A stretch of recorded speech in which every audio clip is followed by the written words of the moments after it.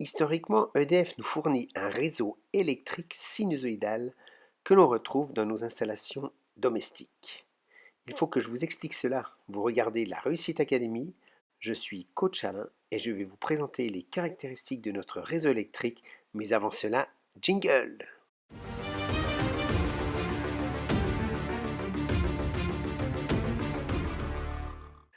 Donc nous voici sur le régime sinusoïdal. Ici, je vais prendre un petit exemple d'un circuit RL, c'est-à-dire constitué d'une résistance et d'une bobine mis en série et alimenté par une tension U sinusoïdale, comme vous pouvez le voir ci-contre.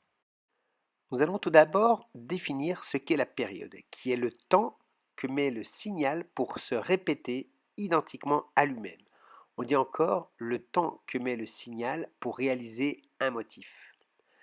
La période peut être définie graphiquement lorsque le signal, par exemple, passe par 0 dans le sens croissant, mais plus simplement, c'est le temps qui va séparer deux valeurs max de notre signal périodique. La période est représentée par la lettre T, son unité est la seconde, ici elle est de 20 millisecondes.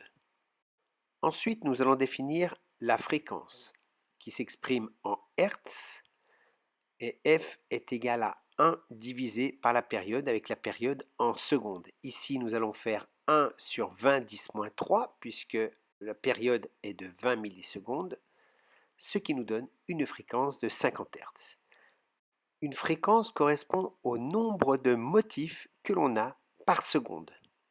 Donc ici, nous avons 50 motifs par seconde, d'où la fréquence de 50 Hz. Nous pouvons également définir ce que l'on appelle la pulsation.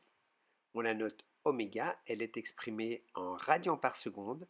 Son expression est 2π multiplié par la fréquence ou encore 2π sur t.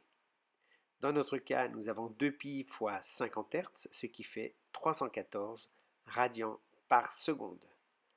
Donc la pulsation représente en quelque sorte une vitesse angulaire. Après la période, la fréquence, la pulsation, nous pouvons définir une autre grandeur qui est la valeur max ou la valeur maximale de la tension sinusoïdale. On va la noter U avec un chapeau dessus ou avec en indice U max et ici elle est de 8 volts. Concernant le réseau EDF, la tension maximale est de 325 volts. Nous allons définir également la valeur efficace de la tension sinusoïdale. U efficace, noté avec un U majuscule, est donc égal à la valeur max divisée par racine de 2. Donc dans notre cas, 8 divisé par racine de 2, ce qui nous fait du 5,66 volts. Concernant le réseau EDF, qui a une valeur maximale de 325 volts, ce qui va faire une valeur efficace de 325 divisé par racine de 2, et nous trouvons du 230 volts. Ce qui va nous donner en écriture instantanée. Donc U minuscule est égal à U max sinus oméga t, ce qui nous fait 8 multiplié par le sinus de 314 fois t. Une petite remarque concernant la loi des mailles. En grandeur instantanée, nous pouvons écrire U moins UL moins UR égale à 0, ce qui va nous donner U est égal à UR plus UL. Mais attention, ceci est écrit en grandeur instantanée, c'est-à-dire en minuscule. Or, en valeur efficace, si nous mesurons UR, nous trouvons 3,25 volts et nous trouvons UL égale à 4,64 volts. Vous voyez très bien que nous ne pouvons pas appliquer la loi des mailles puisque U est égal à 5,66 volts efficace. Et si nous faisons 4,64 plus 3,25, nous ne retombons pas sur les 5,66 volts. Donc nous ne pouvons pas faire la somme des valeurs efficaces. Ici se termine cette première vidéo sur le régime sinusoïdal.